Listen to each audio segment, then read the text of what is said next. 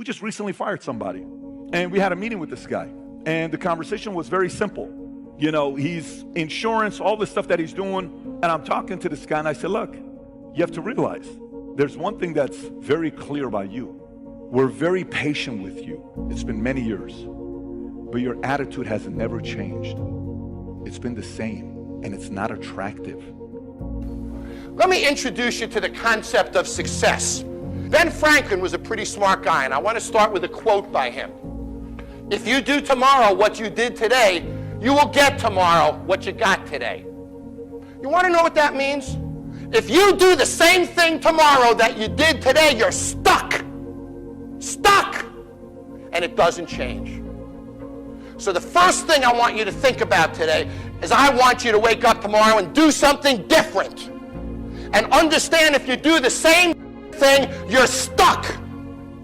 Just because you did it a certain way yesterday, there's no reason to do it that way today. It's called work your ass off, okay? Yeah. And improve. I challenge anybody to do the following. Take 4 subjects: sales, negotiation, human nature, okay? Sales, negotiation, human nature, and money. Go to Amazon. I will fund this if somebody wants to do this. You do it, you come back to me, nothing changed, I'll fund the whole cost that you had here. 4 topics. Read every book on negotiation, above 400 reviews on Amazon, that's 4+ star. Read any book that's above 4-star, 25 of them, 400 reviews on sales. Read any book on human nature, psychology, persuasion, negotiation, any of that stuff. 4-star, like how to win friends, you know, all that stuff. Then read any book on money with 400+ reviews. Read principles, like things like that by Dalio, by Buffett. And for 2 years, obsess over doing that. For 2 years, obsess over doing that.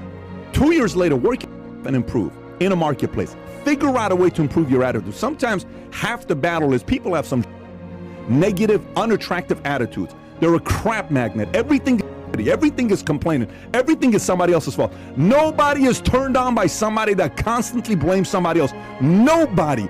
I go on, when I was single, I would go on dates and I would talk to a girl. My last boss was an I said, out of your last 5 bosses, which one of them were all of them? I'm like, it's not the boss's problem, it's you. It ain't no boss's problem, it's your attitude. Yeah. The reason why you keep losing friends, family members, you're broke, your relationship don't work out, you keep losing jobs. You've had 30 jobs the last 12 years. It is not the 30 companies' fault. It's not your ex's fault. It's not your friend's fault. It's your attitude. It's not attractive. It pushes people away. Attitude. It's such a basic thing that we all can work on. Why are you failing? You never say because of me. Oh, it's the competition. It's the economy. It's the president. It's Congress. A few weeks ago, somebody told me it's Greece. So, if you wake up tomorrow morning and blame your failure on someone or something else, you have no reason to change, do you? But if you woke up in the morning and looked in the mirror and said, I am failing because of me, the decisions that I make, the energy I put in, I'm not passing the blame. If you look in the mirror tomorrow and say that, you will change, because nobody likes thinking of themselves as a failure. So wake up in the morning and own your failure. Look in the mirror and say, I'm failing because of me. And you won't like it. And then you'll change it. But as long as you don't put it on you, you have no motivation to change it. So in short, if you own your failure, you'll own your success. If you don't own your failure, you'll never dig out. If you can't blame anybody but yourself, you're gonna fight it out. That's the deal. Take full responsibility for what happens to you. It's one of the highest forms of human maturity, accepting full responsibility. It's the day you know you've passed from childhood to adulthood, the day you accept full responsibility. I used to have that long list of reasons why I wasn't doing well. It was hard for me to give up my old blame list. It was so comfortable blaming the government and blaming my negative relatives and the company policy, unions, wage scale, economy, interest rates, prices and circumstances and all that. That was difficult for me to give up. I used to have this funny list called Reasons for Not Looking Good. I used to blame the government. I mean, you can believe that or not. It was at the top of my list. I had a lecture second to none. The government. That was on my list. I used to blame taxes. Look what you got left after they take everything. And they expect you to do well. That was on my list there. Prices, that one's easy, right? You walk into the supermarket with $20, come out with a little half bag. So I had that on my list. I used to blame the weather. I blamed the traffic. I used to blame my car. I blamed the manufacturers. I used to blame the company. I blamed company policy. I used to blame the training program. I blame my negative relatives. They were always putting me down. I blame my cynical neighbors. They're just selfish, looking out for themselves. Won't loan you money? They were on my list. I used to blame the economy. I blamed the community. That's a pretty good list for not doing well, isn't it? I thought it was good. I'll never forget one day. Mr. Schoaf was very kind, but he was also very blunt. And this was no exception. And I'm glad he was blunt. There's a lot of things I'd have missed if he hadn't have been blunt. One day, with sort of a curious look on his face, he said, "Jim, just out of curiosity, tell me, how come you haven't done well up until now?" Excellent question. I thought, well, so I won't look too bad, I'll go through my list. And this list I just gave you, I put that on him. And he was very patient. He let me go through the whole thing, the government, the weather. I went through this whole thing. When I finished, he looked my list over very carefully. He said, "Mr. Rohn, big problem with your list. You ain't on it." When I went to work for him a few months later, I learned very quickly to tear up my list, reasons for not doing well, and I threw it away. And I got me a fresh piece of paper. And I put one word on it. Me. There's a Black Heritage spiritual that says, "It's not my mother nor my father, nor my brother nor my sister, but it's me, oh Lord, standing in the need of prayer." See, I used to blame everything outside. And then let me give you a little philosophy that helped turn my life around. From my teacher, Mr. Schoaf, said to me, "Mr. Rohn, if you want the future to change for you, you've got to change." And he said, if you don't change, the next 6 years of your life is going to be just like the last 6. You'll still be behind on your bills. You'll still be behind on your promises. But then he gave it to me in the form of a promise. "Young man, if you will change, everything will change for you." He said, if you'll change your philosophy, you'll change your habits, if you'll refine your thinking, if you'll change and accept some new disciplines, if you'll turn the corner where you've been in the past, go for a new life for the future, he said, all kinds of remarkable things will happen for you if you will change. It's not what happens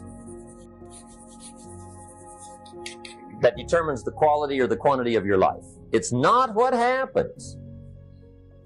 And the reason is because what happens happens to about everybody. No different. The sun went down on all of us last night. A common event, a happening. And I found out that the same things can happen to two different people. One gets rich and one stays poor. Why is that? It's because it's not what happens, but rather it's what you do that changes everything. So that's a key phrase. It's not what happens, it's what you do. What happens is about the same. You might put that in parentheses here. Same. What people do, that's what's different. Somebody says, yeah, but you don't understand the disappointments I've had. Come on. Everybody's had their share. Disappointments are not special gifts reserved for the poor. Everybody has them. The difference is what you do about it. It's not the weather. I used to blame the weather, and I discovered it rains on the rich. So see, that won't help. Two men wake up one morning, there's a rainstorm on. One of them looks out his window, sees the rainstorm, and he says, wow, what a storm. With weather like this, they can't expect you to go out and make sales. He stays home. Same morning, The other guy looks out his window, sees the same storm, says, wow, what a storm. But he says, you know what, with weather like this, what a great day to go out and make sales. Most everybody will probably be home, especially the salesman. See, that's the difference in how your life works out. It's not what happens, it's what you do. So here's one of the key questions of the evening. Starting tomorrow, what are you going to do that'll make a change in your life's direction? Good question. What are you going to do starting tomorrow that'll make a difference? Now see, if you don't do something starting tomorrow that'll make a difference, guess what?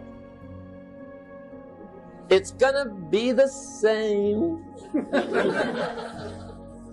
And see, that way you can guess what the next 5 years are gonna be like. Look at the last 5.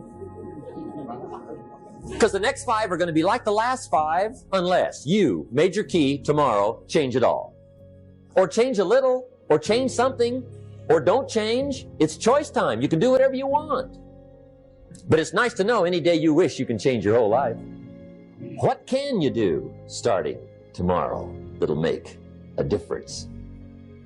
Good question. What can you do with economic chaos, massive disappointment? What can you do with a broken heart? What can you do when it won't work? Good question.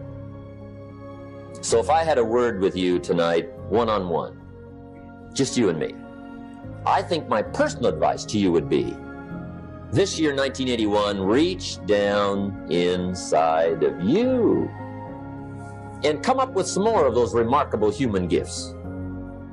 They're there, waiting to be utilized. And then change anything for you want to change. And I challenge you to do that because you can change. If you don't like how it is for you, change it. If it doesn't suit you, change it. If it doesn't please you, change it. If it isn't enough, change it. And I challenge you to do that because you can change. See, you don't ever have to be the same again after tonight, only by choice.